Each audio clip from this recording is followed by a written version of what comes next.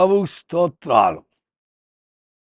ఆయన ఉచితమైన కృపను బట్టి ఈ దినము యూట్యూబ్ ద్వారా దేవుని వాక్యం వినేదానికి దేవుడు మిమ్మల్ని ప్రేరేపించినందుకే దేవాది దేవునికి ఎంతగానో స్తుతులు స్తోత్రాలు చెల్లిస్తున్నాను.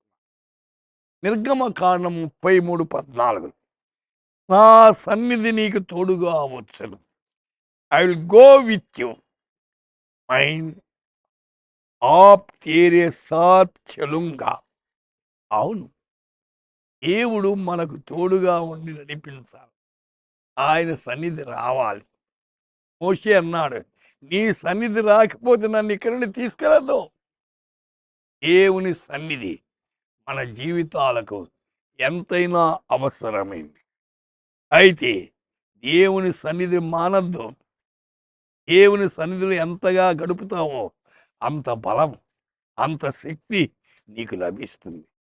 యెషయా 63:9 ఆయన సన్నిధి దూత వాడిని రక్షించెను. ఆయన సన్నిధిలో రక్షణ ఉంది. అపొస్తలుల కార్యం 12:11 పేతురు జైల్లో ఉన్నాడు. అయితే బంధించారు ఇనుప సంఖ్యల చేత. అయితే సంఘం అత్యాశక్తితో ప్రార్థన చేస్తా ఉంది. పేతురు హాయిగా నిద్రపోతున్నాడు. పేతురు తెలివి వచ్చింది. అయితే ఆ తరువాత ప్రభువు తన దూతను పంపి హేరోదు చేతిలో నుండి యూదులను ప్రజలకు నాకు చేయనుద్దేశించిన వాటన్నిటి నన్ను తప్పించి ఉన్నాడని ఇప్పుడు నాకు నిజముగా తెలిసి ఉన్నది అంటున్నాడు. దేవుడు ఎంతగా కాపుదల చేస్తున్నాడు. తన బిడల పట్ల ఎంతో కృప చూపిస్తున్నాడు.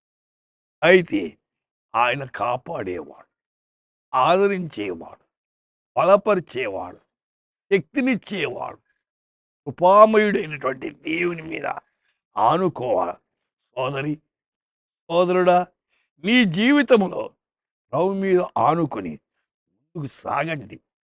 అయితే ఆయన సన్నిధి మీతో ఈ దినమంతా ఉండి నడిపించును గాక. ప్రార్థన చేద్దాం. ప్రభువా, ఎందరైతే మీ సన్నిధిని అపేక్షిస్తున్నారు, మీ సన్నిధి భాగ్యము వారికి అనుగ్రహించండి. కనికరించి కృప చూపించి ఆదరించి బలపరచండి. నీకే మహిమ, ఘనత, ప్రభావం తెచ్చుకున్నామని యేసు నామమున ప్రార్థిస్తున్నాము తండ్రి. ఆమేన్.